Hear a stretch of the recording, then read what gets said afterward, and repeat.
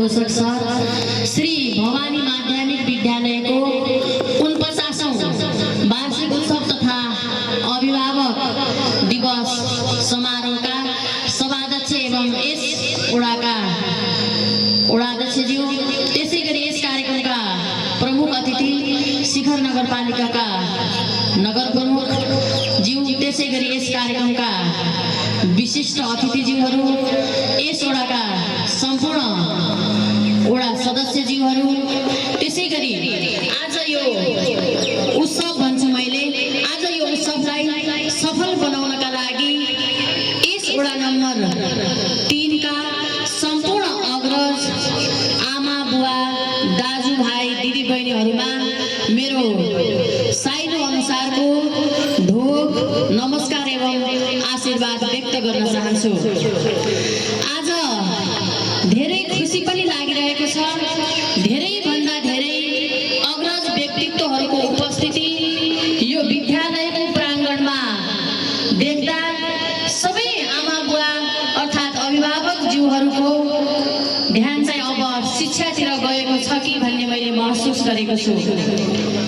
यो वडा मेरो गाउँ, मेरो घर भएको वडा, मेरो आफ्नै वडा, त्यसैले पनि सबैभन्दा प्यारो लाग्ने गर्छ यो वडा र यो विद्यालय मलाई।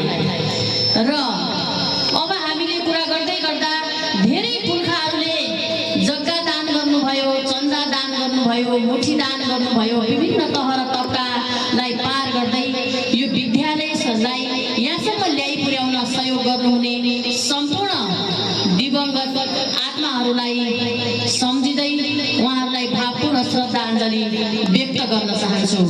जो जीवित हुनुहुन्छ अझै पनि यो विद्यालयलाई आफ्नो स्मरणबाट हटाउन नसक्ने, यो विद्यालयलाई सानै भए पनि सहयोग गर्नुपर्छ भन्ने अग्रज व्यक्तित्वहरूलाई पनि उच्च सम्मान व्यक्त गर्न चाहन्छु। र सबै आमा दिदी बहिनीहरूलाई पनि धेरै धेरै धन्यवाद दिन चाहन्छु।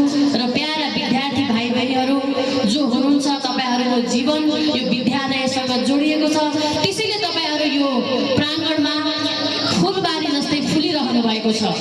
र हामीले यो विद्यालयलाई के गर्यौँ, म तपाईँहरूकै गाउँको, तपाईँहरूकै बुहारी, तपाईँहरूकै छोरी, तपाईँहरूकै भाउजू, मैले यो गाउँको लागि के गरेँ, मैले विद्यालयको लागि के गरेँ, म उपमेयर बन्दै गर्दाखेरि तपाईँहरूले के पाउनुभयो, के गुमाउनु भयो भन्ने कुरा पनि आज मैले भन्नै पर्छ। म निर्वाचित भइसके पछाडि म लगायत मेरो नगर सरकारको टिम र यस वडाको टिमले हामीले सबैभन्दा पहिला हामीले यो विद्यालयलाई हेऱ्यौँ। यो विद्यालयको अवस्था अस्तव्यस्त थियो। यो विद्यालयमा उपयुक्त या पर्याप्त मात्रामा कक्षा कोठाहरू थिएनन्। हामीले नगरको बजेटबाट यो निर्माणाधीन यो भवनलाई चाहिँ सम्पन्न गर्यौँ। त्यसै गरी लगभग वर्षमा 2 करोडको हाराहारीमा हामीले शिक्षकहरूको तलबका लागि यहाँ 4वटा शिक्षकहरूलाई चाहिँ यहाँ व्यवस्थापन गरेका छौँ। र अर्को कुरा, तपाईँ हामीलाई धेरै आवश्यक पर्ने रोडलाई हामीले अगाडि चालेका छौँ। यो वर्ष मात्रै हाम्रो 3 नम्बरको रोडमा चाहिँ 9 करोडको हाराहारीमा बजेट प्राप्त भएको छ भने हामी निर्वाचित भइसके पछाडि 12-13 करोड रकम चाहिँ हामीले यो सडकमा हामीले लगानी गरेका छौँ या लगानी गर्नका लागि हामी सफल भएका छौँ। र हामीले विशेष गरी धेरै बाटाहरू बनाएका छौँ, पुलाहरू बनाएका छौँ, पानी परेरा बनाएका छौँ। ती त हामीले विकास निर्माणका कुराहरू त गरेकै छौँ भने गाउँमा बस्ने आमा बुवा दाजुभाइ दिदीबहिनीहरू गरिब हुनुहुन्छ, उहाँहरूले सहर बजारमा लगेर आफ्ना विद्यार्थी या आफ्ना बालबालिकाहरूलाई पढाउन सक्ने उहाँहरूको क्षमता छैन। हामीले सबैभन्दा पहिला ठुलो लगानी विद्यालयमा गर्नुपर्छ भन्ने उद्देश्यले हामीले सबैभन्दा ठुलो लगानी चाहिँ यस विद्यालयमा गरेका छौँ।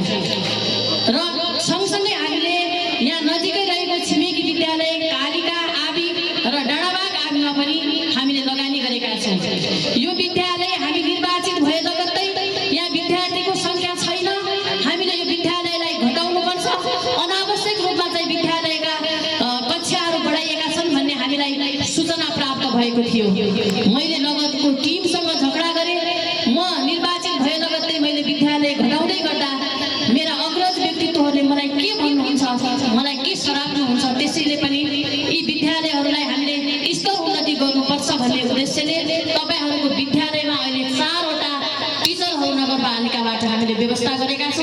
यसमा धेरै त भन्दैन 50% मेहनत मैले पनि लगाएको छु। किनभनेदेखि यो मेरो गाउँ भएकाले पनि मैले त्यो किसिमको लडाई मैले पालिकामा गरेको छु र हामीले धेरै व्यक्तिहरूलाई धेरै अहिले विरोधको कुरा पनि आइरहन्छ। के गर्यो भन्ने प्रश्न पनि तपाईहरूले कता कता गरेको म सुन्न